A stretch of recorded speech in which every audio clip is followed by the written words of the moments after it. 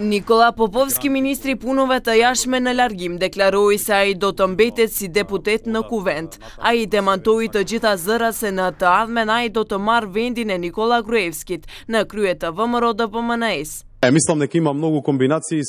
Në lidhje me atë që më pyetët se a do të bëjmë kryetari i VMRO-DPMNE-s, mund të them se ato informata janë spekulime politike me qëllim që të formohet një pamje për mos pajtim brenda partijak. Popovski sot para publikut i numëroi rezultatet e arritura gjatë 10 viteve të kaluara, por nuk tregoi se çfarë nuk është bërë, duke u përgjigjur se gjithmonë mund të bëhet më shumë.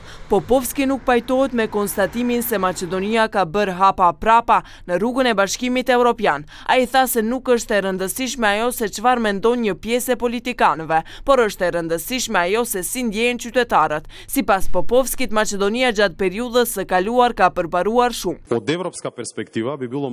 Mendoj se duhet të definohet një kornizë kohore, për shembull deri në vitin 2020 ose deri më 2040, Maqedonia të bëhet anëtare e Bashkimit Evropian dhe deri atëherë të përmbushen kërkesat themelore që i kërkon Unioni. Diplomati Nikola Dimitrov, i propozuar për ministër të punëve të jashtme para disa ditësh për televizionin 21, tha se nëse vendi do të kthehet në trajektorën evropiane, atëherë tek bashkësia ndërkombëtare do të krijohet vullneti i mirë, që do të duhet të shfrytëzohet.